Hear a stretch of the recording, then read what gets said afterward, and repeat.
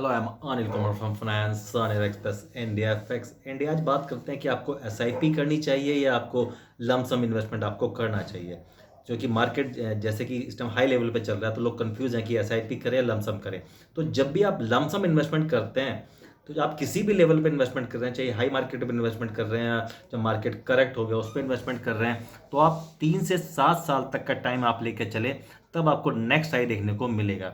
जो graphical study हमने की है उसके अकॉर्डिंगली 3 से 7 साल के बाद आपको एक नेक्स्ट हाई देखने को मिलता है। अगर आप एसआईपी कर रहे हैं तो आपको ये सोचने की जरूरत नहीं है कि मार्केट हाई है लो है, तो आप किसी भी लेवल पे आप एसआईपी स्टार्ट कर सकते हैं, क्योंकि एसआईपी जो है एक रुपी कॉस्ट एवरेजिंग पे काम करती है। और आप हाई मार्केट पे भी इन्वेस्टमेंट कर रहे हैं और लो मार्केट पे भी इन्वेस्ट कर रहे हैं, तो इस कंसेप्ट से आपको एक एसआईपी बेहतर रिटर्न दे जाती है। तो आपको दोनों का मिक्स कॉम्बिनेशन आपको साथ लेके चलना चाहिए। एसआईपी और प्लस लमसम दोनों को आपको साथ लेके चलना चाहिए, तभी आपको एक बेहतर रिटर्न आपको मिलेगा। और लमसम में आप 3 से 7 साल तक का टाइम लेकर चलें और एसआईपी में आप 3 से 5 साल तक का टाइम लेकर चलें, तो आपको काफ़ी अच्छा रिटर्न आपको मिल सकता है। तो एसआईपी और लमसम दोनों की अपनी एक अलग अलग वैल्यू है। तो अब बात करते हैं कि आईटीआर फॉर्म्स की बात करते हैं।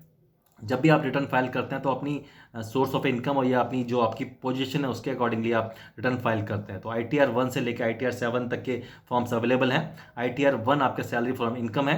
अगर आपकी इनकम 50 लाख से नीचे है, या आपकी पेंशन से कोई इनकम है आपकी, या कोई एग्रीकल्चर से कोई 5,000 से कम की इनकम है, तो आप ITR 1 फॉर्म यूज़ करते हैं। ITR 2 आप अगर आप रेजिडेंटल इंडिविजुअल हैं और HU या HUF हैं, तो अगर आपकी इनकम 50 लाख से ज़्यादा है तो आप ITR 2 यूज़ करते हैं। ITR 3 आप अगर आपकी कोई प्रोफेशनल या बिजनेस इनकम है तो आप ITR 3 यूज़ करते हैं। ITR 4 अगर आप इंडिविजुअल हैं, HUFs हैं या पार्टनरशिप फर्म्स में हैं और आपकी इनकम किसी बिजनेस या प्रोफेशन से है, और अगर आपका टर्नओवर 2 करोड़ से नीचे का है और आपकी इनकम 50 लाख से कम की है, तो आप ITR 4 यूज़ करते हैं। और अगर आपका टर्नओवर 2 करोड़ से ज़्यादा का, तो ITR 3 यूज़ करते हैं। ITR 5 आपका फर्म्स के लिए है। ITR 6 आपका कंपनीज के लिए है। और ITR 7 आपका ट्रस्ट के लिए आपका है। तो ये ITR फॉर्म्स थे जो ITR 1 से लेके 7 तक थे। और अब बात करते हैं कि क्या क्या डिडक्शंस अवेलेबल हैं ओल्ड टैक्स रिजिम में और न्यू टैक्स रिजिम में।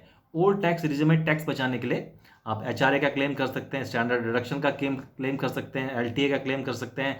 सेक्शन 80C में आप 1.5 लाख तक का क्लेम कर सकते हैं। 80CCC 80CCD1, 80D में आप 25,000 से लेके 50,000 तक का क्लेम कर सकते हैं। 80E में आप लोन फॉर हायर स्टडीज़ का क्लेम कर सकते हैं।